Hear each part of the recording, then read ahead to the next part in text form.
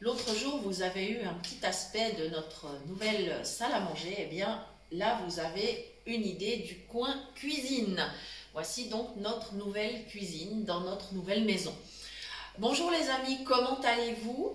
Eh bien, chez nous, tout va bien. Notre installation se passe à merveille, même s'il y a toujours du travail à faire parce que quand on déménage, eh bien, d'une part, il faut faire des cartons, puis après, il faut les défaire pour ranger. Néanmoins, nous vous proposons quand même une petite recette cette semaine. Et aujourd'hui, ce sera le potage du comte de Saint-Germain. Je vais vous expliquer tout ça en détail. Alors, il n'y a eu qu'un seul comte de Saint-Germain, mais il y a plusieurs recettes du potage. Donc, je vais essayer de vous donner les différentes variantes possibles. Voilà, alors la petite histoire. Ce fameux comte de Saint-Germain était ministre de la guerre sous Louis XVI. Et ce potage était son plat favori apparemment. Alors la base est un mélange de lard et de pois cassés et petits pois frais. Il paraît qu'il raffolait spécialement de ça. Mais évidemment, il y a différentes variantes de cette recette. Alors, la base, j'ai commencé par faire revenir de l'oignon et du lard.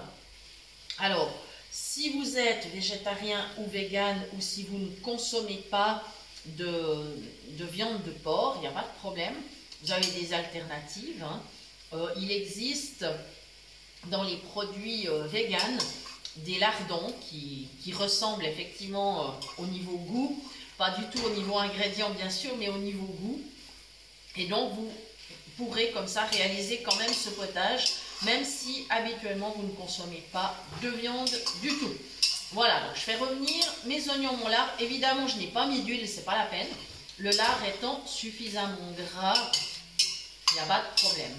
C'est un potage extrêmement complet parce qu'il y a pas mal d'ingrédients. Il y a donc les oignons, le lard. Dans un petit moment, je vais venir ajouter des poireaux que j'ai émincés. Et par la suite, on peut ajouter des pommes de terre. On peut mettre des pois cassés plus des petits pois frais. Donc, vous voyez que effectivement, c'est très complet. On y ajoutera encore de l'assaisonnement. Alors, vous pouvez mettre simplement du sel, du poivre. Sinon, moi, je vais mettre du bouillon. J'aime bien. Et puis, on affinera tout à la fin avec de la crème.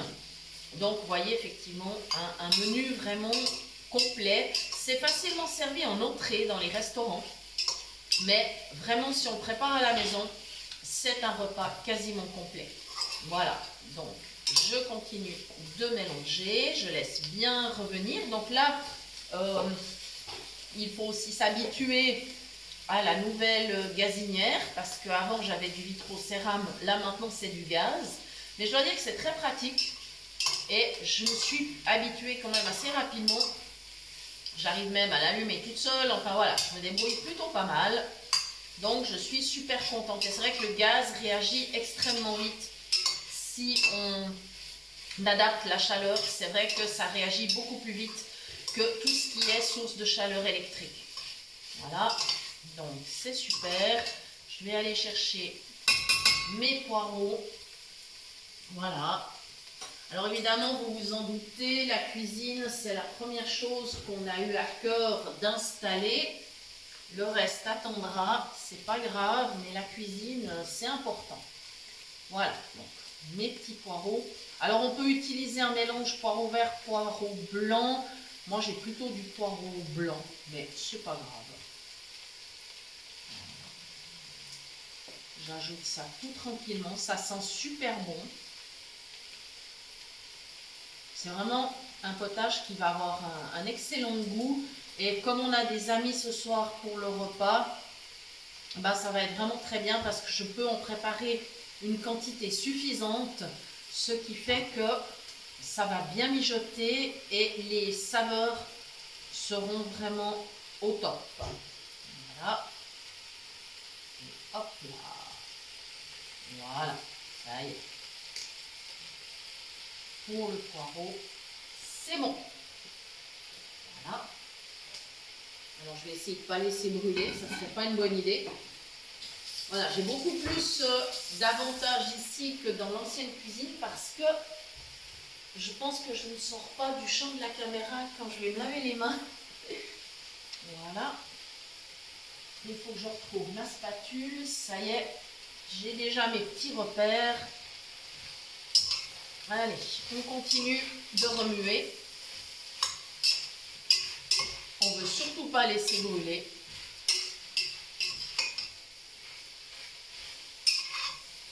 Voilà.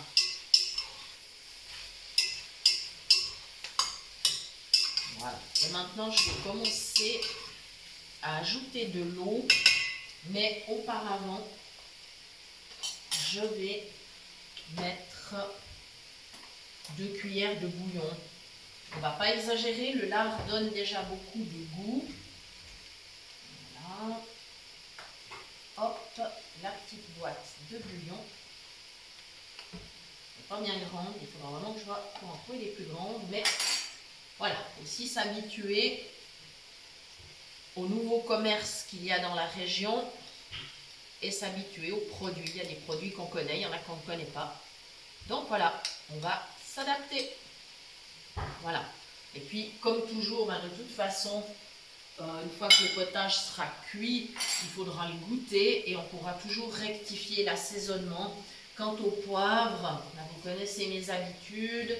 J'aime bien le mettre au dernier moment à table, à part quand j'utilise mes fameuses baies de poivre. Mais là, c'est pas le cas. Dans le potage, les baies de poivre, c'est pas évident. Hein. Donc voilà. Voilà. Je continue de mélanger.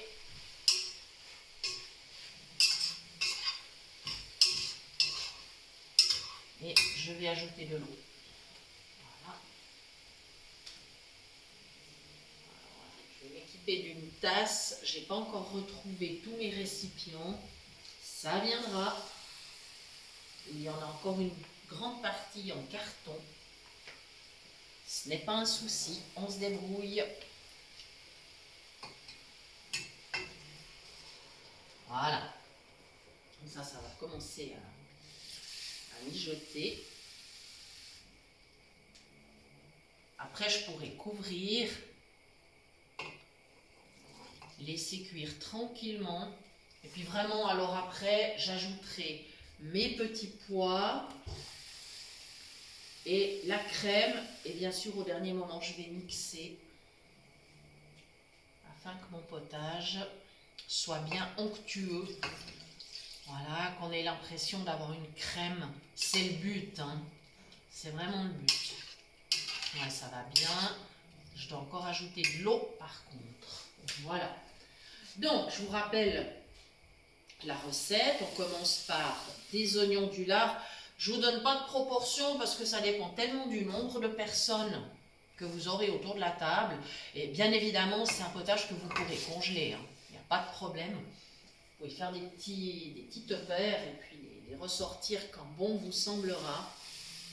Donc les oignons, le lard, le poireau émincé, les pommes de terre si on souhaite, pois cassés si on souhaite, petits pois, ensuite bouillon ou sel, poivre. Vous pouvez même mettre un bouquet garni. Il y a des recettes qui font état d'un bouquet garni, alors pourquoi pas. Voilà, si vous avez ça sous la main, si vous aimez. Voilà, et puis une fois qu'on a ajouté, alors la crème c'est vraiment à la fin, et ben on mixe, voilà, afin d'avoir un potage très très onctueux. Voilà, je crois que j'ai dit l'essentiel sur cette recette. Je vous rappelle bien sûr que vous pouvez toujours nous retrouver également sur la page Facebook.